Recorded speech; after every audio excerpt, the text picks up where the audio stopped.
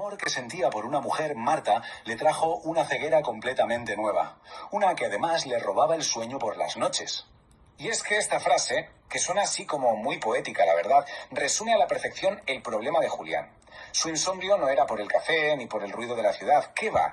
Venía de un sitio mucho más profundo, de todos esos sentimientos que no se atrevía a expresar. Bueno, la premisa de la historia es bastante simple. Tenemos a Julián y a Marta. Ambos son ciegos. Se conocen, conectan y él se enamora.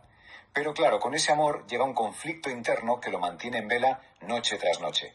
Es que sus noches se habían convertido en una auténtica batalla campal dentro de su cabeza. Se pasaba las horas dándole vueltas, repasando conversaciones con Marta que nunca llegaban a ocurrir. Diálogos perfectos que se esfumaban con la primera luz del día. Y siempre lo mismo, posponiendo el momento de la verdad, susurrándole a la almohada, mañana se lo digo. Un mañana que por supuesto nunca llegaba. A ver, esta ansiedad que se estaba comiendo a Julián por dentro no era algo abstracto, ¿eh? Se manifestaba en forma de preguntas.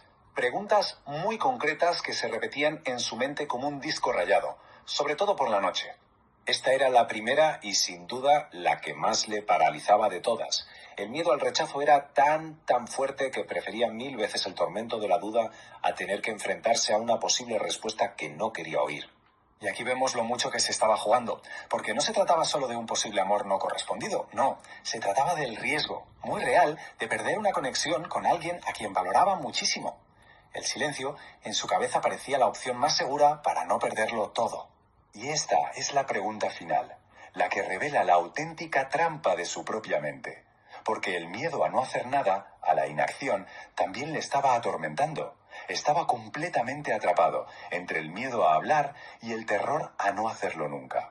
Y claro, toda esta agitación interna no se quedaba solo en la cabeza, su cuerpo también estaba pagando el precio. La ansiedad se manifestaba de forma física, convirtiendo su silencio en un peso tangible, una experiencia agotadora que le afectaba por completo. Lo más curioso es que toda esta lucha interna no se quedó ahí, dentro de él. Al final se desbordó al mundo exterior y de formas bastante cómicas, la verdad, a través de 3 anécdotas. Imaginemos la escena. Un día, Julián está tan metido en sus pensamientos, ensayando su declaración de amor, que se sienta en un banco del parque y empieza a practicar en voz baja, convencido de que no hay nadie cerca. Y de repente, va y le responde la voz de un anciano. Era Antonio, que, entre risas, le dio un consejo de lo más práctico. Que cuando por fin se lo dijera a Marta, que por favor hablara un poquito más alto. En otra ocasión, su ensoñación romántica le jugó una mala pasada en el sitio más inesperado de todos, la panadería del barrio. Entró a comprar el pan, pero su mente, claro, estaba a otra cosa. Resulta que le preguntó a la panadera si tenía algo tierno, algo dulce, y ella, con toda la gracia del mundo, le soltó esto. Julián, muerto de vergüenza, acabó pidiendo 2 croissants y, casi en un susurro, un poquito de valentía.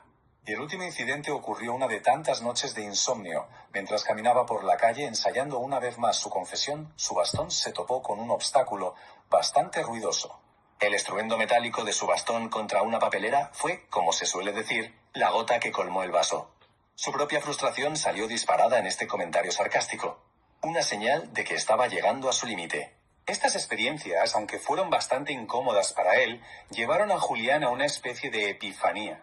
Empezó a darse cuenta de que la verdadera fuente de todo su sufrimiento no era la que él creía. Y aquí le llegó la gran revelación. El dolor no venía del amor que sentía por Marta, que al fin y al cabo era algo bueno. No, venía de su incapacidad para expresarlo. El verdadero villano de su historia era su propio silencio. Y esta es la lección fundamental que Julián aprende. Se da cuenta de que su ansiedad no nace de lo que siente, sino de lo que no se atreve a decir. La incertidumbre que él mismo se estaba imponiendo era un veneno mucho más lento y doloroso que cualquier posible rechazo.